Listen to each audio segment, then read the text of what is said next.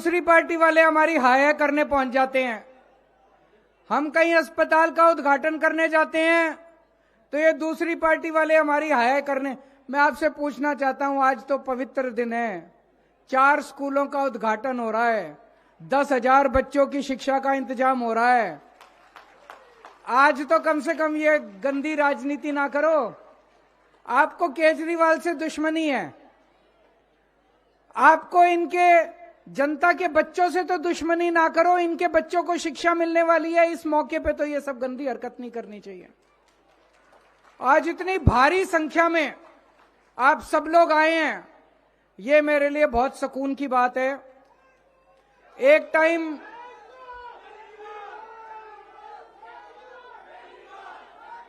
Time ऐसा था, thank you. एक टाइम ऐसा था दिल्ली में जब सरकारी स्कूलों की इतनी बुरी हालत थी, गरीबों को अपने बच्चों को मजबूरी में सरकारी स्कूलों में भेजना पड़ता था। पैसे नहीं थे, प्राइवेट स्कूलों की फीस अनाप शनाप होती थी, प्राइवेट स्कूलों में भेज नहीं सकते थे। लेकिन जब गरीब आदमी अपने बच्चों को सरकारी स्कूल में भेजता था, उसको उम्मीद नहीं थी कि मेरे बच्चे पढ़ लिख के कुछ बनेंगे। सरकारी स्कूलों में पढ़ाई के नाम पे बिल्कुल जीरो था। आज 4 सरकारी स्कूलों के उद्घाटन के उपलक्ष्य में इतनी भारी भीड़ जमा हुई है, इसका मतलब लोगों के अंदर उम्मीद जागी है कि अब हमारे बच्चों को अच्छी शिक्षा मिले। यह मेरे लिए सबसे सुकून की बात है। जो उम्मीद एक गरीब आदमी खो चुका था, रिक्शे वाला, मजदूर, किसान, दिहाड़ी वाला, प्लम्बर, इलेक्ट्रिशियन, एक गरीब आदमी जो उम्मीद खो चुका था कि मेरे बच्चों को अच्छी शिक्षा मिल सकती है, एक गरीब आदमी ये उम्मीद खो चुका था कि मेरे बच्चे भी बड़े होकर डॉक्टर, इंजीनियर बन सकते हैं, वो उम्मीद गरीबों के अंदर दोबारा जागी है कि मेरे बच्चों को भी अच्छा भविष्य मिल सकता है। ये मेरे लिए सबसे बड़ी बात है। आज पहले क्या था, पड़ोस में एक परिवार रहता है, उसमें प्राइवेट स्कूल का बच्चा जाता है, प्राइवेट स्कूल में हमारा बच्चा जाता है सरकारी स्कूल में। जब सरकारी स्कूल वाला बच्चा प्राइवेट स्कूल वाले बच्चे के साथ मिलता था तो सरकारी स्कूल वाले को थोड़ी सी हीन भावना लगती थी कि मैं इससे कमजोर हूं, मैं इससे छोटा हूं। आज जब एक प्राइवेट स्कूल वाला और सरकारी स्कूल वाला बच्चा मिलते हैं तो सरकारी स्कूल वाला बच्चा भी अपनी कॉलर ऊपर करके बात करता है, उससे उसमें कॉन्फिडेंस आ गया कि अब मैं भी अच्छे स्कूल के अंदर पढ़ता हूं। अभी जैसे बताया, हमारे जितने सरकारी स्कूल बन रहे हैं, इतनी शानदार बिल्डिंग बन रही है, किसी प्राइवेट स्कूल की इतनी शानदार बिल्डिंग नहीं है। शानदार टीचर है हमारे, किसी प्राइवेट स्कूल में इतने शानदार टीचर नहीं है। और सबसे बड़ी बात है, शानदार नतीजे आ रहे हैं, जो नतीजे आज प्राइवेट स्कूलों के भी नहीं आ रहे। दोस्तों, मुझे बेहद खुशी है आज इस मौके के ऊपर, जबकि यहां 4 नए स्कूलों का उद्घाटन किया जा रहा है। इसमें 10,000 बच्चे एक साथ 10,000 बच्चों की शिक्षा का आज इंतजाम किया जा रहा है। ये स्कूल 1 साल में बनके तैयार हो जाएंगे। आज इनकी नींव रखी जा रही है और मुझे पूरा यकीन है 1 साल के बाद आप लोगों के बीच में मैं उद्घाटन करने के लिए आऊंगा। इस मौके पे मुझे आज आपके बीच में आने का मौका मिला, मैं अपने आप को बड़ा सौभाग्यशाली समझता हूं। लेकिन इसका बहुत बड़ा श्रेय मैं आपके विधायक, आपके एमएलए ऋतुराज को देता हूं। ये दोनों जमीन जो है, ये डीडीए की जमीन है। डीडीए इतनी आसानी से जमीन देता नहीं है। इन्होंने पीछे पढ़ पढ़ के डीडीए से ये जमीन ली। उसके बाद एजुकेशन डिपार्टमेंट में पीछे पढ़ के इन्होंने सारी फाइलें साइन कराई। आज इस मौके पे मैं डीडीए का भी धन्यवाद करना चाहता हूं, शिक्षा विभाग को भी बधाई देना चाहता हूं, जिन्होंने आज ये संभव कर पाया कि ये 4 स्कूलों का उद्घाटन, शिलान्यास किया जा रहा है। अभी तक आपके इलाके में टोटल 10 स्कूल थे। उन 10 स्कूलों की पहले हालत बहुत खराब थी। एक वो सामने वाला स्कूल है, ये भी बता रहे हैं, पहले टाट के अंदर चलता था और टिन के अंदर चलता था। अब देखो शानदार बिल्डिंग बनी पड़ी है। 10 स्कूल थे पहले, 10 के 10 की बुरी हालत थी। सबसे पहले हमने वो 10 स्कूल शानदार बनाए, अच्छे बनाए। अब 10 नए स्कूल बन रहे हैं, जिसमें से 4 स्कूल ये यहां पे बनेंगे। 10 नए स्कूल बन रहे हैं। इन 4 स्कूलों में 10,000 नए बच्चे पढ़ेंगे और 20 स्कूल टोटल किराड़ी विधानसभा में हो जाएंगे। उसके बाद आपके बच्चों को शिक्षा की कोई समस्या नहीं होगी, शानदार शिक्षा मिलेगी। आपके बच्चों को दूर दूर चल के नहीं जाना पड़ेगा शिक्षा के लिए, सबका इंतजाम हो जाएगा। पूरी दिल्ली के अंदर अब हमने नक्शा बनाया। पूरी दिल्ली में सरकारी स्कूल जो थे वो तो अच्छे कर दिए, लेकिन कई इलाके ऐसे हैं दिल्ली में जहां पे स्कूलों की कमी है। कुछ जगह ऐसी हैं जहां ज्यादा स्कूल हो गए, कुछ जगह ऐसी है जहां स्कूलों की कमी है। उसकी पूरी लिस्ट बनाई है। पूरी दिल्ली में जहां जहां स्कूलों की कमी है, अब नए स्कूल हम वहां वहां बनाते जा रहे हैं, ताकि गरीबों के बच्चों को अपने घर के पास ही शिक्षा का इंतजाम हो सके। और शानदार स्कूल बन रहे हैं। लेबोरेटरी बनेंगी, शानदार लेबोरेटरी।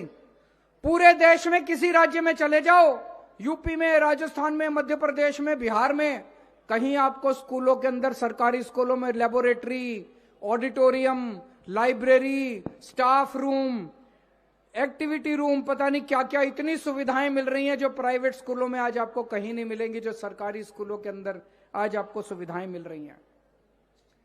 यह संभव हो पाया क्योंकि हम दिल्ली सरकार का बहुत बड़ा बजट शिक्षा और स्वास्थ्य पे खर्च करते हैं। अब यह भी केंद्र सरकार ने अपना बजट लेके आई है। केंद्र सरकार, पूरे देश का बजट अभी अभी आया, आपने अखबारों में पढ़ा होगा। पूरे देश पे केंद्र सरकार स्कूलों और अस्पताल के ऊपर 4% बजट खर्च कर रही है। पूरे देश का 4% बजट स्कूल और अस्पताल पे केंद्र सरकार। दिल्ली सरकार पिछले 8 साल से हर साल 40% बजट अपना स्कूल और अस्पताल पे खर्च करते हैं। 40%। पैसा खर्च नहीं करेंगे तो स्कूल ठीक कैसे होंगे? अपने आप तो होंगे नहीं, पैसा खर्च करना पड़ता है। हम 40% दिल्ली का बजट स्कूल और अस्पताल पे खर्च करते हैं, केंद्र सरकार केवल 4% करती है। मैं दिल्ली के 2 करोड़ लोगों को अपना परिवार मानता हूं। आप सब लोगों को मैं अपना परिवार मानता हूं। आपके बच्चों को मैं अपना बच्चा मानता हूं। और मैंने कसम खाई है, मेरे को भगवान ने किस्मत से सब कुछ दिया जिंदगी में। मेरे बच्चों को अच्छी शिक्षा मिली है। मैंने कसम खाई है, जो शिक्षा मेरे देश ने मेरे बच्चों को दी, जो शिक्षा मेरे देश ने मेरे को दी, वैसी ही अच्छी शिक्षा इस देश के हर बच्चे को मिलनी चाहिए। इसके लिए मैं काम करता रहूंगा। हम अपना परिवार पालते हैं। परिवार में चाहे कोई आदमी कितना भी गरीब क्यों ना हो, गरीब से गरीब आदमी क्यों ना हो, सबसे पहले वो क्या करता है? अपने बच्चों की अच्छी परवरिश करना चाहता है। अपने को रोटी ना मिले ना मिले, बच्चों को पूरी रोटी मिलनी चाहिए, बच्चों को दूध मिलना चाहिए, बच्चों को फल मिलने चाहिए, बच्चों को ठीक से सब्जी मिलनी चाहिए, बच्चों को अच्छी शिक्षा मिलनी चाहिए। गरीब से गरीब आदमी भी सोचता है एक टाइम की रोटी कम खा लूंगा, मेरे बच्चे को अच्छी शिक्षा मिलनी चाहिए, है कि नहीं है? सबसे पहले आदमी अपने बच्चों को अच्छी शिक्षा देना चाहता है।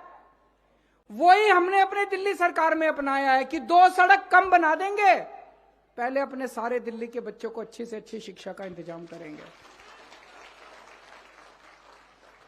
अपने 2 करोड़ लोगों को मैं एक परिवार मानता हूं। एक परिवार में जैसे सबसे पहले हम अपने बच्चों की अच्छी शिक्षा का इंतजाम करते हैं, हम ये सोचते हैं भाई मेरे को तो जिंदगी में कुछ मिला नहीं मिला, भगवान ने दिया नहीं दिया, मेरे बच्चे बड़े होके अच्छे बन जाएं, इन बच्चों को अच्छा भविष्य मिल जाए। ऐसे ही मैं भी सोचता हूं कि दिल्ली के 2 करोड़ मेरे जो लोग हैं, मेरे भाई बहन हैं, मेरे परिवार के लोग हैं, इनके बच्चों को अच्छी से अच्छी शिक्षा, इनको अच्छा भविष्य मिलना चाहिए।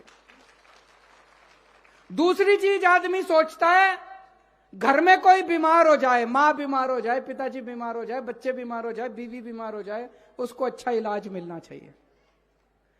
अगर कोई बीमार हो जाए, आदमी अच्छे से अच्छे अस्पताल में ले जाने की कोशिश करता है, अच्छे से अच्छा इलाज कराने की कोशिश करता है। चाहे जमीन बेचनी पड़ जाए, चाहे घर के गहने बेचने पड़ जाए, चाहे कर्ज लेना पड़े, आदमी अच्छे से अच्छा इलाज कर।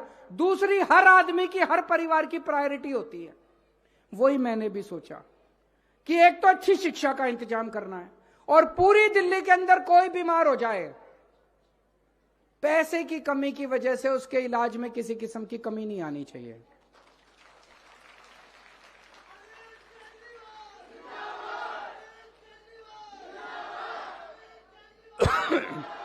पूरी दिल्ली में जगह जगह मोहल्ला क्लिनिक बनवा दिए।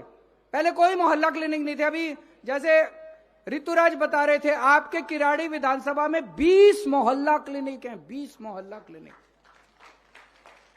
शानदार मोहल्ला क्लिनिक है। सारी दवाइयां मुफ्त मिलती हैं, टेस्ट मुफ्त होते हैं, इलाज मुफ्त होता है, डॉक्टर मुफ्त है, सब कुछ मुफ्त है। दिल्ली के जितने अस्पताल हैं, सरकारी अस्पताल, 35 अस्पताल हैं हमारे, सारे अस्पतालों में सबका इलाज मुफ्त कर दिया, चाहे अमीर हो चाहे गरीब हो, और शानदार इलाज कर दिया। ऐसा भी नहीं कि भाई सरकारी अस्पताल है तो खराब इलाज है, सारे सरकारी अस्पतालों का कायाकल्प कर दिया, शानदार हो गए, सारा इलाज मुफ्त कर दिया। अब आपके यहां भी जो अस्पताल बनना है, उस अस्पताल की जिम्मेदारी मैं लेके जाऊंगा, उसको भी बनवाएंगे उस अस्पताल को।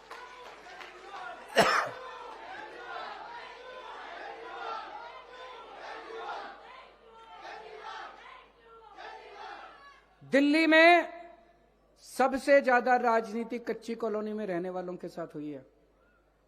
हर चुनाव के पहले ये दूसरी पार्टी वाले आके कहते थे हमको वोट दे दो, हम जीत गए तो कच्ची कॉलोनी के लिए कर देंगे, कच्ची कॉलोनियों के लिए कर देंगे। किसी ने नहीं करा, ना उस पार्टी ने करा ना उस पार्टी ने करा। आज पूरी दिल्ली में सारी कच्ची कॉलोनियों के अंदर सड़कें बनवा रहे हैं हम लोग, सीवर की पाइपलाइन डलवा रहे हैं, पानी की पाइपलाइन डलवा रहे हैं। आपके किराड़ी विधानसभा में सारी कच्ची कॉलोनियों को मिला के 5000 सड़कें बननी हैं, 5000 सड़कें। 5000 में से 3000 सड़कें बन चुकी हैं। 75 साल में जो काम नहीं हुआ हमने 5 साल में करके दिखा दिया। 75 साल में एक सड़क नहीं बनवाई उन लोगों ने, किराड़ी की एक सड़क नहीं बनवाई दूसरी पार्टी वालों ने 75 साल में। 5 साल में 3000 सड़कें बनवा दी, बाकी जो 2000 बची हुई सड़कें हैं उस पे काम चल रहा है। एक साल में बाकी 2000 सड़कें भी बन जाएंगी। अगले चुनाव के पहले एक भी सड़क किराड़ी में नहीं होगी जो कच्ची हो, पक्की बड़ी सड़कें बन जाएंगी। और सारी सड़कों में सीवर की पाइपलाइन डल रही है, पानी की पाइपलाइन डल रही है। ये सीवेज पंपिंग स्टेशन जो सामने बन रहा है, दिल्ली का सबसे बड़ा पंपिंग स्टेशन है। अभी मैं आ रहा था, दोनों तरफ सड़क के इतना पानी भरा पड़ा था, इतना पानी भरा पड़ा था। ये 3 महीने में बन के तैयार हो जाएगा। उसके बाद ये सारा पानी यहां से निकल के साफ होने के लिए सारा साफ हो जाएगा, कहीं गंदा पानी नहीं रहेगा।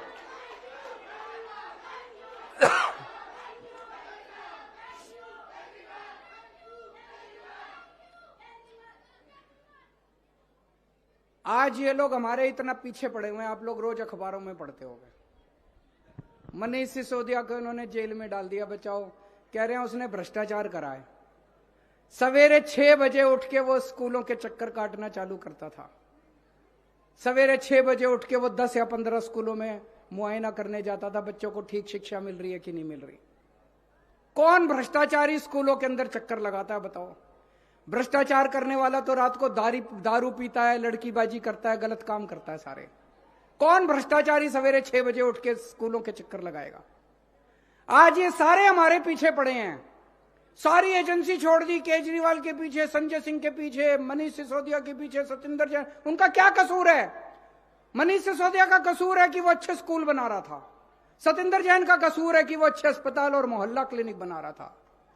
आज अगर मनीष सिसोदिया स्कूलों पे काम नहीं कर रहा होता, ये उसको गिरफ्तार ना करते। आज अगर सतिंदर जैन ने मोहल्ला क्लिनिक और दवाइयों का इंतजाम नहीं किया होता, वो उसको गिरफ्तार नहीं करते। इन्होंने सारे षड्यंत्र रच लिए, लेकिन हमको झुका नहीं पाए। हमने कहा काम तो चलेगा, काम तो करते रहेंगे हम लोग। तुम अगर ये सोचो कि हम स्कूल बनाना बंद कर देंगे, स्कूल तो बनेंगे, चाहे केजरीवाल को भी जेल में डाल दो। तुम जो सोचो कि अस्पताल बनाना बंद कर देंगे, मोहल्ला क्लिनिक बनाना बंद कर देंगे, स्कूल तो, अस्पताल तो बनेंगे, मोहल्ला क्लिनिक तो बनेगा, जनता का इलाज तो होगा, चाहे केजरीवाल को भी जेल में डाल दो। आज ये हमारा कुछ नहीं बिगाड़ पा रहे। क्यों? करोड़ों बच्चे जिनको हमने स्कूलों में पढ़ाया, गरीबों के बच्चे, उनके माँ बाप का आशीर्वाद हमारे साथ है। वो करोड़ों लोग जिनका फ्री में इलाज हुआ, जिनका अस्पतालों के अंदर, मोहल्ला क्लिनिक के अंदर फ्री में इलाज हुआ, उन सबका आशीर्वाद हमारे साथ है। और जिसके साथ गरीब का आशीर्वाद होता है उसके साथ भगवान का आशीर्वाद होता है, उसके साथ भगवान होता है। ये जो मर्जी षड्यंत्र कर ले हमारे खिलाफ, कुछ नहीं होने वाला। और मैं भी डटा हुआ हूं इनके खिलाफ, मैं भी नहीं झुकने वाला। ये कहते हैं बीजेपी में आ जाओ, हम छोड़ देंगे। मैंने कहा बिल्कुल नहीं आऊंगा बीजेपी में, कतई नहीं आऊंगा बीजेपी में। क्यों आ जाए बीजेपी में? नहीं आते बीजेपी में।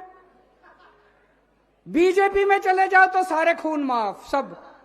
हमने कौन सा गलत काम किया? स्कूल ही तो बनवा रहे हैं, अस्पताल ही तो बनवा रहे हैं, सड़कें ही तो बनवा रहे हैं, पानी का ही तो इंतजाम कर रहे हैं, सीवर ही तो ठीक करा रहे हैं। कौन सा गलत काम किया? आपसे बस एक ही मेरा निवेदन है, बहुत प्यार मिला है आप लोगों का, बहुत आशीर्वाद मिला है। अपना ये आशीर्वाद बनाए रखना, मेरे को और कुछ नहीं चाहिए। मेरी जिंदगी का एक ही मकसद है, इस छोटे से आदमी को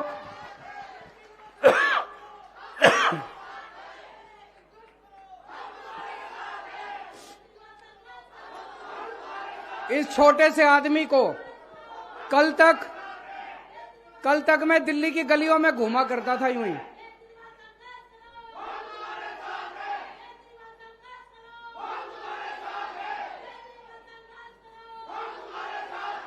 कल तक मैं दिल्ली की झुग्गी बस्तियों के अंदर एक एनजीओ में काम किया करता था। सुंदर नगरी का इलाका, नंद नगरी सुना होगा आप लोगों ने।